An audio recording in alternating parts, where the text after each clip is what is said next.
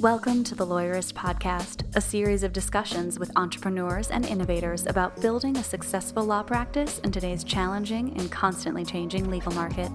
Lawyerist supports attorneys building client-centered and future-oriented small law firms through community, content, and coaching, both online and through the Lawyerist Lab and Accelerator. And now, here are the co-authors of the Small Firm Roadmap and your podcast hosts.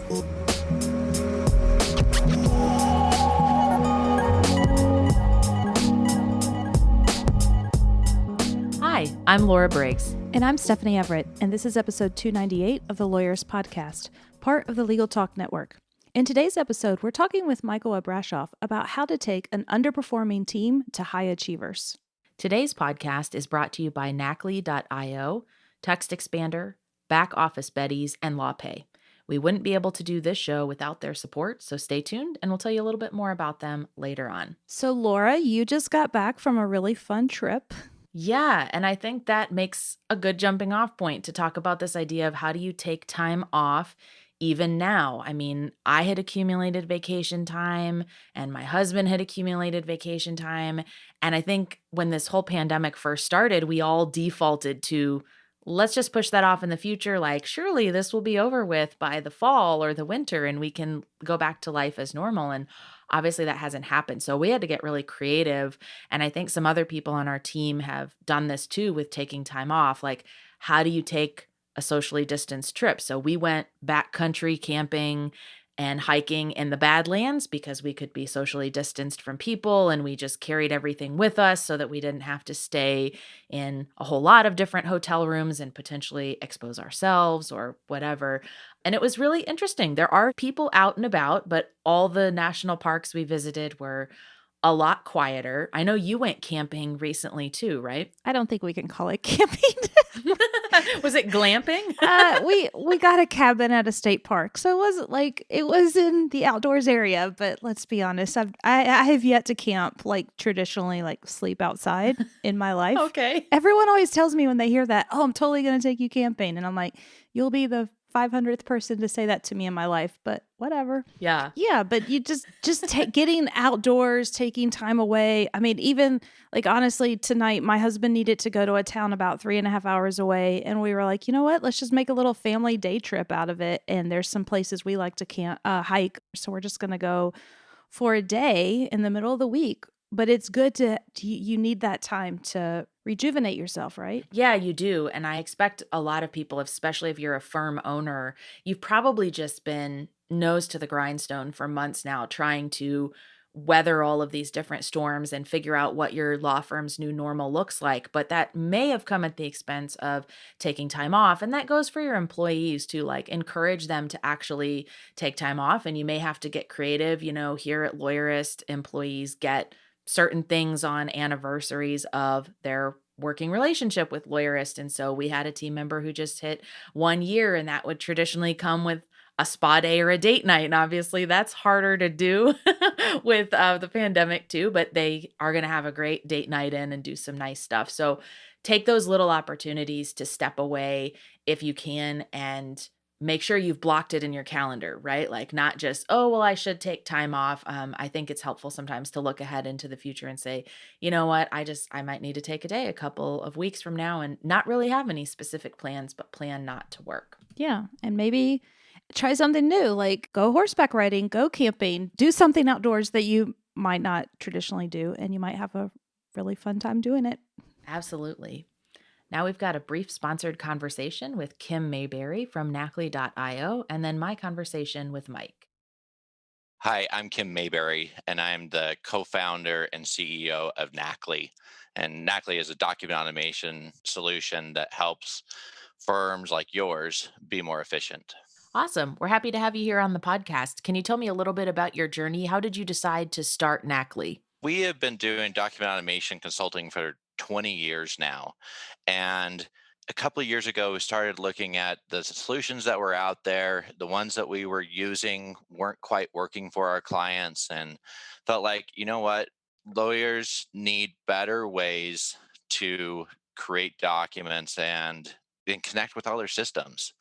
And started the journey and last year released the product and have continued to grow from there and are really excited about what we've been able to accomplish over the last couple of years to make it easier for solo firms to be able to get in, automate their documents, and give their clients a bigger firm experience. Where do you think the biggest loss of time is around document automation? So, someone who either is using a software that isn't the right solution or they're not doing document automation at all. What do you think is the biggest challenge there?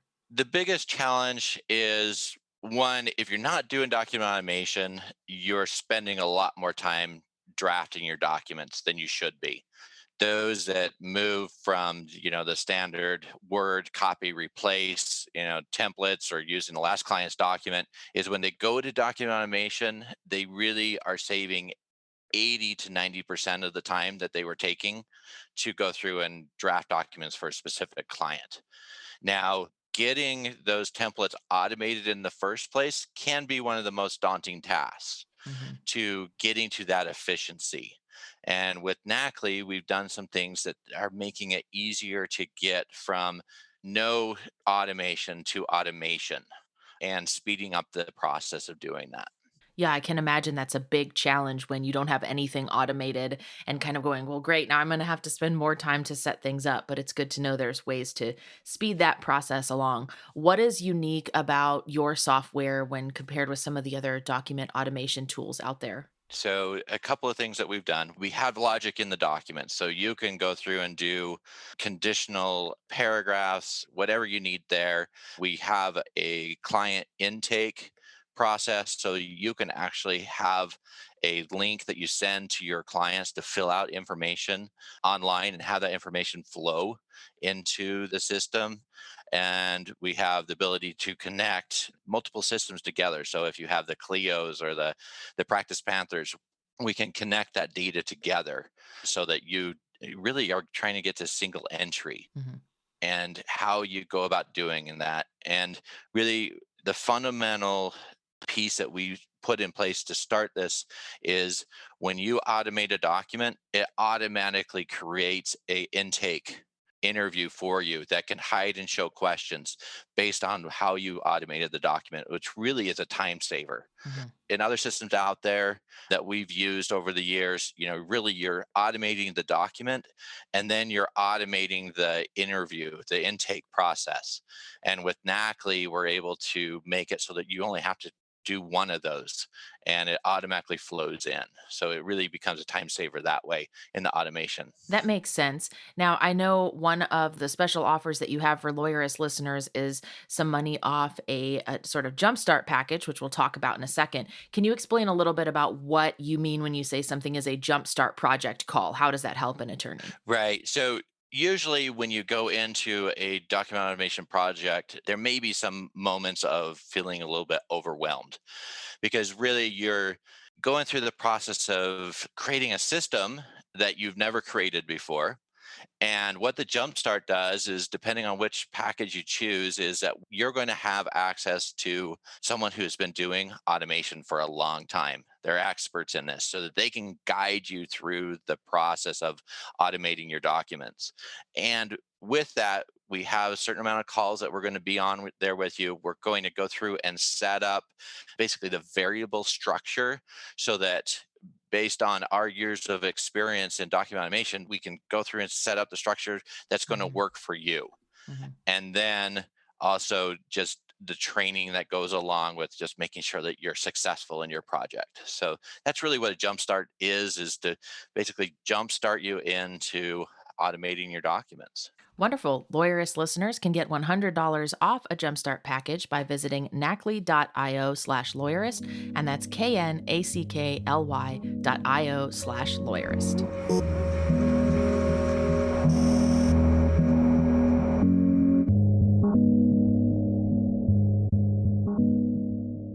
Hi, Laura. My name is Mike Abrashoff. I'm author of It's Your Ship. And I used to be a Navy captain, got command of a destroyer. And when I got command, it was one of the worst performers in the Pacific Fleet.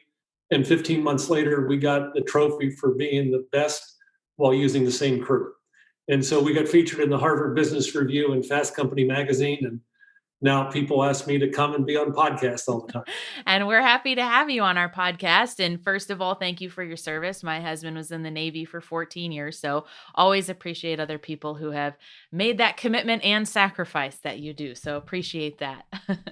One of the things that really stuck out to me from your book is this idea of seeing the ship through the eyes of the crew. So if you're a leader hearing that on this podcast for the first time and realize, I've never really done that, I don't know how to do that, what is the first step towards seeing things the way that the people on your team would see them? So it was after I took command of the ship. And when there's a change of command, it's a big deal. Work stops a month prior, crew paints the ship from top to bottom. They pitch a tent on the flight deck, put out 300 chairs for the visiting dignitaries. The admiral comes and gives a long-winded speech about how great the outgoing guy is. Whole ceremony takes about 90 minutes. At the end of the ceremony, as my predecessor was leaving the ship for the final time with his parents and his wife and his kids, and as his departure was announced on the public address system, my new crew stood and cheered at the fact that he was leaving. And in my entire career, I had never heard of or witnessed such a sign of disrespect. And the first thought that went through my mind was, what do I have to do to keep that from happening to me 2 years from now when I leave the ship? And so it hit me. I can't order excellence sitting in the captain's chair all day long. So I spent my days walking the ship and talking to sailors, and for the first time in my career, actually listening to them. And one of them said to me, Captain, we have a term to describe the organization on this ship. He said, this ship is like a tree full of monkeys. Whenever you look down from the top of the tree, all you ever see are smiling faces coming back at you. When we look up from the bottom branch, we have an entirely different view of the organization. And that's when it hit me. I need to start putting myself in their shoes and viewing the operation through their eyes. And then it will enable me to communicate better with them where we're going, why we have to have such high standards, and why it's in our own best interest. So that enabled me to understand that we may be talking to them in the language we understand. We may not be talking to them in the language that they receive it in. And I've got a wonderfully diverse crew. Benfold was the first ship built from the keel up to accommodate both men and women. And we had every ethnic group possible, and each group sees things differently. And I had to make an effort to connect with each group as to why we have to have such high standards. Those are really good points. How do you convince maybe a group of people that are feeling like, oh, we've seen others come in as leaders before with all of this enthusiasm, and maybe they mean well and maybe they don't, but how do you build that authenticity of, I really am here and interested in listening to you for the right reasons, and this is going to be a long-term commitment from me as your leader? I interviewed every sailor on that ship individually, all 310 of them. I got to know their names, their spouses' names, their children's names, their hometowns. I found out that 25% of my crew actually liked the Dallas Cowboys. And I later found out they were the bottom 25% performers on the ship. But in these interviews, I got to know them. And I asked them what they were most proud of in their lives. And once they told me what they were most proud of in their lives, I could use that information to connect with them and to make them feel like I genuinely care about them. And if your people think you care about them, they will follow you into battle. That's a great point. I think that oftentimes we don't take the time to talk to everyone who's a part of your team and show that you really are there because you want to get to know them. And it's not just about your desire to want to advance yourself or, establish yourself in this more dominant role as a superior or a leader. So one of the challenges definitely within the military, but I think it's something that, the law has in common as well, is that there's been a way of doing things for a long time and it's done that way and you normally don't question it. And one of the things that really stuck out to me from your book is how you approached this process of challenging the status quo, especially when there may be someone who's in a leadership role above you, and you have to get them to buy into your ideas, which you and your organization might feel are great ideas, but you still have to convince sort of the higher ups and get them to show that you're only bringing really good ideas to the table and have kind of thought through that. So can you talk a little bit about how you can test the waters or prove yourself to others when it comes to challenging the status quo? So first off, I challenged the status quo internally. I said to my sailors, I don't care what your age is. I don't care what your rank is. I don't care how long you've been here. You can come to work every day and challenge every aspect of our operation. You can challenge 244 years worth of rules and regulations, customs and traditions. And if you have an idea how to improve something 1%, I want to hear from you. We can't change the rest of the Navy. So get over it, focus on our little piece of it. And if we improve 1% a day, if we're 1% better tomorrow than we were today, nobody's going to challenge us. And if I got a great idea from a sailor, I'd implement it right on the spot. I had a public address microphone right at my desk. I'd hit the button. I'd say, Benfold, this is the captain. This is the idea I just got. This is who I got it from. It makes sense to me. We're going to implement it right now. And that's how the crew knew I was serious about listening to their ideas. Now, I could never do anything that would get me fired or to violate our compliance issues. But I also never asked for permission. Instead, I would send my chain of command, I call them UNODIR messages, UNODIR. It stands for unless otherwise directed, this is what I intend to do. And you know what? I never once got shot down. But instead, if I had asked for permission, 3 months later, I would have gotten a response back that said, the committee we formed to investigate this wants a PowerPoint presentation by 3:00 today. I don't know how to do PowerPoint. I've never done one PowerPoint presentation in my life. I actually banned PowerPoint internal to my ship. I wanted my officers to learn how to speak confidently in front of people, just like lawyers. Mm-hmm. And so I didn't want them to rely on PowerPoint, so I made them stand up. And so instead of asking for permission, I kept my chain of command thoroughly informed, and they had the opportunity to say no, but they never did. And when we returned the results, that got me even more credibility, even freer reign. And as long as I kept them informed, they never gave me any pushback. And do you think part of that is because you made an effort at your level of things to try to capture some of the metrics and the data that would convince people sort of up that chain of command? Absolutely. Your chain of command is looking for results. And so I would feed the information to them in real time instead of having them sit there and wonder, what are they doing? I call it feed the bear. Everybody works for somebody, and that boss, I call it the bear. And so when we were at sea, I worked for 6 different mission commanders simultaneously. So I worked for 6 different bears, and I had signs placed all over the ship. Feed the bear. Whenever you get a moment, feed them information. And I don't want them worrying about us. Let them worry about some other ship. And we're going to do things the way we see it. And we received a tremendous amount of autonomy as a result, and no micromanagement, because they trusted us because we proactively fed them information. Mm-hmm. Well, a lot of this seems to come down to this idea of empowering your employees or empowering the people that are working with you. How do you get employees to take ownership and to feel empowered if they've never been taught that way before, or even if it's potentially the fault of your own role as leader for not doing that in the past? So I gave them the courage to do it through the interviews. And then whenever they did give an idea, publicize it. But then I had my line in the sand, because empowerment does not mean letting people do whatever they want to do whenever they want to do it. That's anarchy. My line in the sand was, if what you're doing could kill somebody, injure somebody, waste taxpayers' money, or do damage to the ship, don't go there without me. Because if you screw it up, I can't live with the results. But if what you're doing runs short of my line in the sand, step up to the plate and take action. And you know what? I would love for you to be perfect, but guess what? I'm not perfect. If you can get 90% of the way there without me getting involved, I'll take that any day of the week. And if somebody is giving it their honest best and did not cross my line in the sand, I would never criticize them. Now, we could have a conversation. what did you learn and what would you do differently next time? And then that gives you the opportunity to have that coaching or mentoring session without making them feel demeaned or embarrassed. And so that's how I got my crew to step up to the plate. And along the way, they lifted burdens off my shoulders so that I didn't get caught up in the minutia of chasing people around the ship trying to get something done.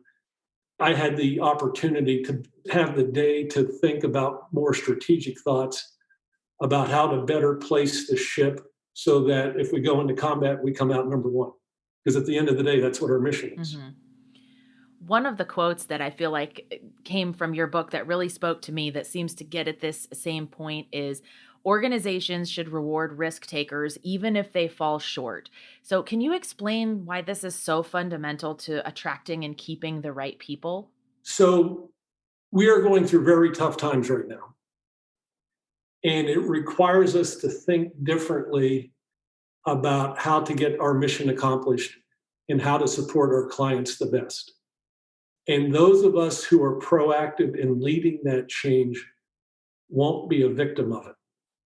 But if you fall back and continue doing the same thing because that's the way you've always done it, you may not generate the business that you need from your clients to keep your law firm strong. And so it constantly required me to challenge ourselves. Is this the best way? And is there a way to improve 1%? And so I think what your law firm managers need to understand is how to drive better client engagement and be proactive in pushing information to them before they ask for it so that they trust you and say, my lawyer's on the job. Yeah. I think that's a really good point, and it comes up a lot with how we sort of teach the members of our coaching program, Lawyerist Lab, meeting client service expectations, because we live in a world where people are updated all day long in other sorts of ways and get a lot of instant gratification from things like even how they order food and how they get ride shares and things like that. And so that bleeds over a little bit into this idea of, what do you expect from your attorney? You expect to be kept up to date. You expect to know where things are at in the process. Are you the holdup in the process? Do you have an important decision to make at that point in time? I think this also gets to how you properly hire the right people in your law firm, because I think the default is to go to, well, obviously, if I'm not getting the results from my team right now, I must not have the right people on my team. But another one of your ideas is this concept of helping less talented people transcend their own limitations. So how do you walk the line between this person is just maybe not capable of meeting the standards or doing this particular job the way that I need or would like them to, and this is an opportunity for me to really train somebody and own my own role in the process? So before I answer that, I'd like to go back to the previous conversation. Okay. I used to do a lot of work in the auto industry. I still do. My number one pet peeve about my dealership is the service advisor never keeping me informed of what's going on with my car. In this day and age, I realize you're busy, but I don't want to have to play phone tag with you 10 times during the day to give you authorization to replace this part at $300. When you have a moment, text me, and I'll text you right back. So I bet everybody in this country has had a lousy experience with their service advisor, and that determines whether you go back and do business from that dealership, is that interaction. And so answering your question, I used to work for the Secretary of Defense, William Perry. I was his number 2 assistant. And my last day working for him, he brought me into his office and sat me down and said, Mike, no matter how hard you try, your ship is never going to be perfect.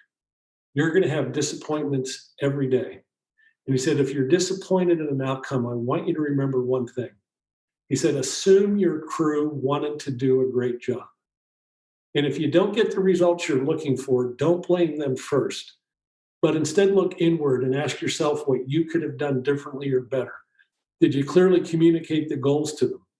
Did you give them the training necessary to be successful? Did you give them the time and the resources to do a great job?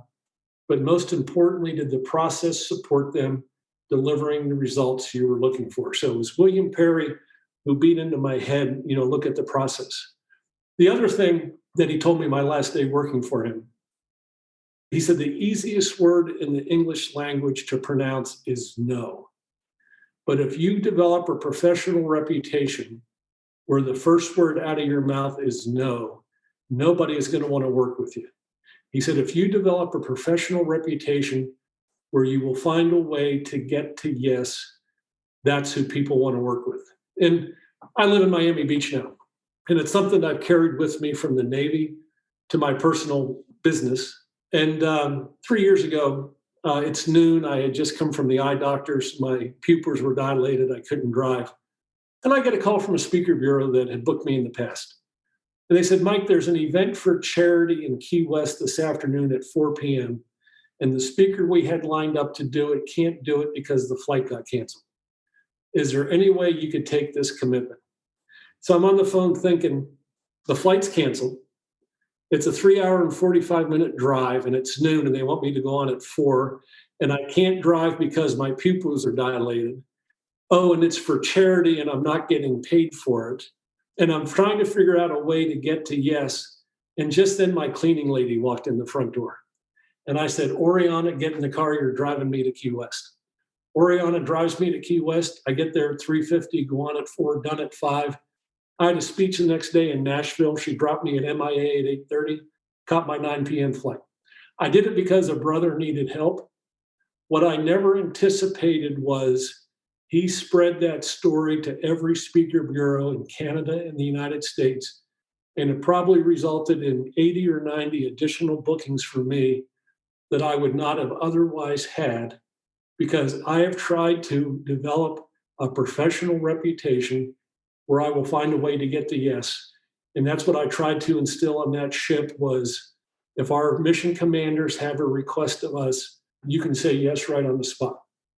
And if you want to say no, or if you think I might want to say no, I am the only one on this ship authorized to say no to a mission commander. And that's the reputation that we developed, is that ship that will bust a gut to find a way to help you get your mission accomplished. And that's how we became the number one in the Pacific Fleet. I think that advice is brilliant because I think this is where we have a lot of conversations with lawyers who are stuck on whether it's the right time to hire or they've got a person in a role and they're thinking there's something going wrong here. So, number one, you have to step back and figure out, was this bad management or truly a bad hire? But I think where they often get stuck is thinking that this is a yes or a no, and I have to make a decision on either one of those right now. And this concept of find a way to get to yes. If you're finding a way to get to yes and there's a lot of resistance to it or there's lots of problems that are popping up, that can really help you make that decision about where you go from there. I'm going to start implementing that in my daily life because I love that. You don't want to be known as the person who just says no, that is the default answer, doesn't even try to really strategize and take that step back. So we're going to take a quick break to hear from some of our sponsors. And when we come back, we'll be talking a little bit more about leadership and management and how to empower the right people in your firm. Supercharge your team with the power of Text Expander. Your team can do more with the same resources. Less repetition, fewer errors, and greater consistency will have your team feeling like they've hopped off a bicycle and into a Ferrari. Keep the team consistent, accurate, and current so you can work faster and smarter with Text Expander's powerful shortcuts and abbreviations to streamline and speed up everything you type. Create powerful snippets to save you time so that all you type is a short abbreviation, and Text Expander does the rest for you. Keep your whole team communicating efficiently and with consistent language. Text Expander is available on Mac, Windows, Chrome, iPhone, and iPad. And Lawyerist podcast listeners get 20% off their first year. Visit textexpander.com/podcast to learn more. Support for today's episode comes from Back Office Betties, the only virtual receptionist service exclusively dedicated to small law firms that offers a plan with unlimited calls. Their highly specialized service boasts customized call handling, relentlessly friendly team members, and unmatched quality. The Bettys are ready to help you grow your firm, even when you're out of the office. Visit backofficebetties.com/lawyerist to try them out for 1 week free. Use the promo code PODCAST to receive $150 off your first month. Trust the only payment solution offered through the ABA Advantage program, LawPay. As the ability to accept payments online becomes an increasingly essential part of your practice, LawPay provides your firm with a proven and trusted solution. With LawPay, you receive a simple, secure way to accept client credit cards and e-check payments from anywhere. LawPay understands the unique compliance requirements placed on attorneys, which is why their solution was developed specifically to correctly separate earned and unearned fees and protect IOLTA accounts from any third-party debiting, giving you peace of mind that your transactions are always handled correctly. To learn more or to get started, visit lawpay.com/lawyerist today. Okay, welcome back, everybody. So, another key component of leadership is you have to be respected as the leader and known for making good decisions, but you can't make them all on your own. So, from a management standpoint, how do you go about enabling some of the other people in your organization to make decisions, both to take that pressure off of you, but also to empower them as, aspiring leaders too? So when I worked for the Secretary of Defense, I was not in a leadership role. I was an individual contributor. And every day, a 4-foot stack of paper would come into the office. They gave me a box of yellow highlighters, and my job was to get this 4-foot stack of paper and highlight what I thought was important for SecDef to see and get it down to maybe 8 or 9 inches. And so when I got it down to 8 or 9 inches, I would put it in the general's in basket. And it's the senior military assistant. It's the same job Colin Powell had when he was a 3-star. John Kelly had the job as a 3-star. Probably our most important 3-star job in the military. And that was my direct boss and then the secretary. From my desk, I could watch him work. And at the beginning, he threw 90% of what I thought was important in the burn bag for destruction. Never went to the secretary. And the office was so pressure packed and under so much stress, he never had time to give me feedback. And as a result, I was miserable because I wasn't getting any better. And after about a month of this, I'm thinking, I can't do this for another 6 months. I'm just going to quit. And then it hit me, I'm going to try to train myself to think like the general. And every night at 8:30, when he went home from work, I would go into his office, take the burn bag, dump it out on his desk, and I'd compare everything of mine that he threw away and compared it to what he sent on to the secretary. And what I tried to do was to train myself to think like my boss. And I got that 8 or 9 inches of stuff down to maybe 1 or 2 inches. And I'd sit there at my desk and he would just rubber stamp it and send it right on to the secretary. I went from like a 10% effectiveness rating to maybe 95 or 96%. And I'm feeling better about myself. So I continued to play the game. In meetings, they never asked me for my opinion, but I would sit in the back row and I'd listen to the presentation. And before they made a decision, I would say to myself, if I'm the 3-star, based on what's been presented, what decision would I make? And if I made the same decision that the boss made, it was like, gee, I can think like a 3-star. If they made a different decision, it was, there's a gap in my training I need to go fill. And what that enabled me to do was to start anticipating what needed to be done before the general even thought of it. And I could be there with a solution. And he started to trust me. And he put me in charge of the SecDef trip planning team, the security detail, the communications team. I had 45 people reporting to me in a job that was historically an individual contributor job. And do you know who I got the feedback from? His wife. She came into the office one day and came back to my desk and said, I want to thank you for everything you're doing for Paul, because for the first time since he's had this job, he comes home at night happy. If you're going home at night unhappy, you're not doing yourself any favors and you're not doing your family a favor as well. If you can develop your team and get them to start thinking the way you want them to, and have feedback and discussion so that they can up their level of performance, they will lift burdens off your shoulders. 1, so you can do higher value work, but 2, go home happy at night. I feel like there's a lot of parallels between this idea of thinking like your boss. If you are the boss, there's probably a lot of power in, like for our lawyers, thinking like your client. So how would you recommend that somebody do that to make sure that all the different components of their communication and the services that they're offering. Where do you start with thinking like your client to get that process started? You talk to them and find out what's most important to them. Like if my service advisor knew that I hate playing phone tag with him, he would find a different way to communicate with me. And so if you understand how your client likes to be communicated with and what the periodicity is, that way you understand what they're looking for out of you and you can deliver that. In addition to the legal work, how it's delivered is awfully important, especially since everybody's under so much stress these days. So the only way you do that is to talk to them and you say, I'm here for you, but I need to know what are your triggers so that I can make sure I meet or exceed the expectations you have of me in communicating with you when you want me to communicate. I think that that's really so important to do. And even if you're not comfortable with asking potential clients about that process and getting that feedback from them at the beginning, you can pull a lot of valuable data from your last several clients in the testimonials that they give you, in the reviews that they've left you online. What was it about your service, their experience, your communication that stood out to them? Because that can be indicative of what it's like for a lot of your clients if you start to see trends in your different practice areas. So my books are sold on Amazon, and It's Your Ship has sold 1.1 million copies. And there are 1,200 reviews of my book on Amazon. 1,180 are 5-star. And I disregard the 5-star ratings and I look at the 20 that say something negative so that I can understand the perspective of the reviewer. And my favorite review is from this college student. He's 20 years old.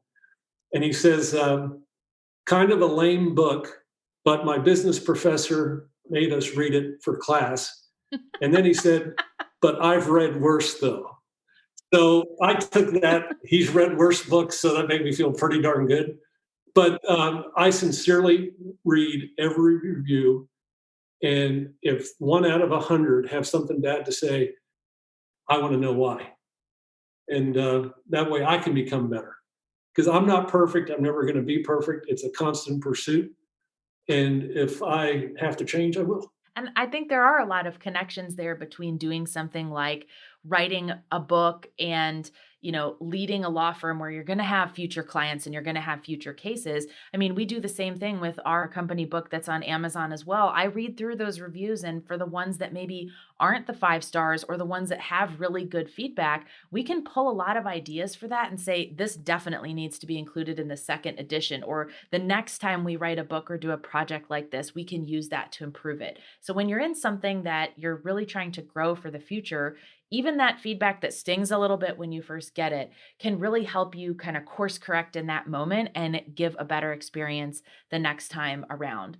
Kind of on that process of, it's very easy to think about when something bad happens or when a project doesn't go as planned or when a case is lost, to sit back and really dive into the details critiquing it. But one of the things that I pulled from your thought leadership is this concept of looking at every single project, even the successes, and allowing there to be somewhat of an open forum on critiquing even the successes. Can you talk a little bit about why that process is so important and how to go about it? So I picked it up from the Army. And the general I worked for in the Secretary of Defense's office was an Army 3-star. And in the Army, after everything they do, after every event, after every process, everybody involved gets together to critique it. They talk about what it was they were trying to accomplish, what the conditions were at the time, what worked, what didn't work, what would they do better in the future. And I loved it. I took it with me to Benfold, and I added 3 criteria on Benfold. You check your ego at the door. There's no retribution for what gets said, and anybody in the group can respectfully challenge anybody else. The lowest ranking seaman involved in a project on that ship in an after action review could respectfully challenge me in front of everybody else. And if they were right, I would say, I didn't realize that I was causing this additional work. I'm going to change. If they were wrong, it meant there was something that they didn't understand about the process, and it enabled me to have a coachable moment so that I could give them the 30,000-foot view and here's us down at sea level executing. And so we critiqued both the successes and the failures, and we would also do mid-course critiques to make sure a project in mid-course was hitting the objectives that we expected of it. So it's this constant feedback and a constant safe harbor where people can tell you the truth. And I don't want people lying to me. I don't want people covering it up. If there's a problem, include me in it so I can be part of the solution. In 2 years, we missed one commitment, and it was a doozy. We were to operate with 3 aircraft carrier battle groups. We were to provide protection against enemy submarines. In the morning, we were to get underway. My number one department head knocks on my door and says, "We can't participate." And I said, "Why not?" And he said, "Because the sonar is broken." And I understand equipment breaks. I said, "How long have you known about it?" He said, 2 weeks. And I didn't yell at him. I didn't scream. I said, "John, I've never been more disappointed in anybody than I am in you right now. In the last 2 weeks, you took away all my options. You could have come to me and said, 'Captain, this broke. Here's my plan to get it fixed. Captain, this broke. I don't have a plan. Let me get back to you.' Or, 'Captain, I need your help.'" And instead of ending his career, I looked inward and I realized I did not have a set process with definitive timelines as to what happens when a piece of equipment breaks. So I implemented a process. From that day forward, if something breaks, you have 60 seconds to pick up the phone and call me and told me that something isn't right. And I'm not going to shoot you. It's just that I want to know about it so that I can help you solve the problem. And so the failure was mine. We missed the commitment. Nobody got killed. Nobody got injured. We lived to fight another day. But if people try to cover things up, and sometimes they do it because of confidence in themselves, and then they fall short, bring me in sooner so that I could help you get it back on track. So part of that is being open to giving feedback to yourself, right? To know where you could have had the opportunity to either communicate better or establish a system and process. Do you have any suggestions for how to deliver feedback to team members when it isn't necessarily you, your leadership, or the systems, but it's something with them? That's something a lot of our attorneys struggle with, is figuring out, how do I deliver feedback effectively and make it clear to this person that I want to support them and I want them to grow and learn from this, but I'm also pointing out that this didn't go as I expected and this was a disappointment. Get them to critique it for you. Yeah. Before you give them the answer, say, "Let's talk about what the objectives were. And then tell me, do you think you met the objectives?" And hopefully they'll be able to self-diagnose and tell you what they did wrong. And then you can give them steps on how to improve it. The problem comes when they think they did something great and it didn't align with what you wanted. You have to have cold, hard facts. You can't let these discussions be adversarial or emotional or confrontational. Just have the facts so that you can provide concrete guidance on what you expect from them the next time. But I would always start out and say, "Were you satisfied with that? And if so, why? But if not, tell me about it so that we can help you do better in the future." That's an excellent tip. I've taken so much away from your books and this interview. Where can our listeners go to learn more about you and the work that you do? So I've got a website, apgleadership.com. And my partner, Stacy Cunningham, she lives in Philadelphia, created a virtual navigation guide where you can, it's a reasonable cost, it's not expensive, get on and do a leadership lesson a week.